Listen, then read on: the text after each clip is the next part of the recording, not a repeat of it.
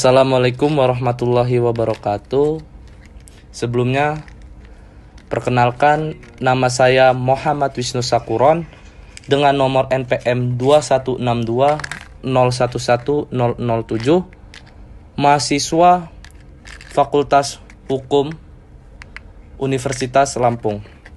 Di sini saya akan sedikit menjelaskan dan menceritakan tentang sejarah hukum. Langsung saja, sejarah dan ilmu hukum adalah dua entitas yang sulit dipisahkan. Mengapa? Karena sesungguhnya hukum merupakan produk sejarah yang terus-menerus berkembang sesuai dengan peradaban manusia. Setiap bangsa selalu menyimpan kronik sejarahnya yang akan menjadi modal bagi keberlanjutan atau stabilitas dan perubahan-perubahan hukumnya di suatu masa. Disinilah relevansinya menempatkan sejarah hukum sebagai bagian penting dari studi dan penelitian terhadap perkembangan ilmu hukum. Kemudian selanjutnya yaitu mengenai pengertian dari sejarah hukum itu sendiri. Sejarah hukum mempelajari sistem dan gejala hukum dari masa lampau dengan memaparkan dan menjelaskan perkembangannya untuk memperoleh pemahaman tentang apa yang berlaku sebagai hukum di masa lampau. Yang dipelajari sejarah hukum, selain perkembangan sistem hukum sebagai keseluruhan, juga perkembangan institusi hukum dan kaidah. Hukum individual tertentu dalam sistem hukum yang bersangkutan, penentuan objek formal dan metodenya kurang lebih sama dengan yang berlaku dalam lingkungan ilmu induknya, yakni ilmu sejarah. Dalam bidang studi hukum, sebagai kajian sejarah, maka dalam penggunaan metodenya, ada aspek penyebab lahirnya hukum tertentu yang digeneralisir dan ada aspek penyebab lahirnya hukum yang diindividualisir. Selanjutnya, yaitu urgensi sejarah hukum. Tujuan mempelajari sejarah hukum untuk mengetahui bagaimana proses dari terbentuknya hukum yang sekarang ini berlaku di suatu masyarakat, sehingga dapat mengetahui arah dan tujuan mengapa hukum itu dibuat.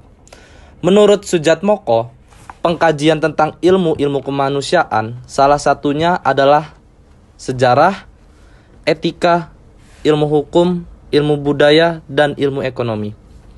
Menduduki tempat yang sangat sentral dalam proses pembangunan, bahwa kebanyakan dari penyimpangan-penyimpangan yang terlihat dalam pembangunan bermula dari pengabaian terhadap ilmu-ilmu kemanusiaan, bahwa pada zaman serba teknologi ini telah di bidang kemanusiaan menjadi penting.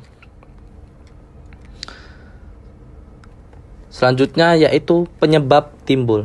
Yang pertama yaitu adanya nasionalisme abad 18 yang didasarkan atas hukum alam, kekuatan akal, dan prinsip-prinsip yang semuanya berperan filsafat hukum.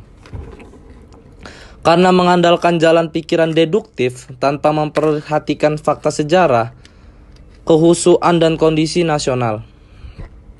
Yang kedua yaitu semangat revolusi Perancis yang menentang wewenang tradisi dengan misi kosmopolitan, yaitu kepercayaan kepada rasio dan kekuatan tekad manusia untuk mengatasi lingkungannya.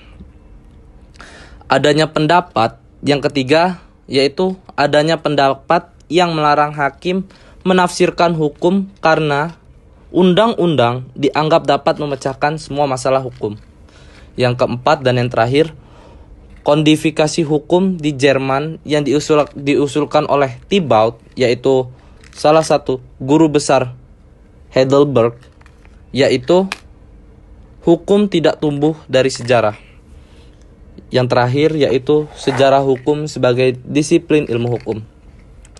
Sejarah hukum merupakan sebuah disiplin baru dalam ilmu hukum yang mengambil tema penelitian hukum berdasarkan pada konflik sejarah hukum dalam suatu periode dan masa tertentu, dengan menekankan pada pengungkapan secara detail, unik, dan objektif, sehingga terdapat kecenderungan makna yang sama antara peneliti dengan kenyataan atau peristiwa-peristiwa tertentu yang dapat mempengaruhi momentum-momentum tertentu atau dapat menginspirasi bahkan mendorong perubahan sosial di suatu tempat atau peradaban bangsa tertentu.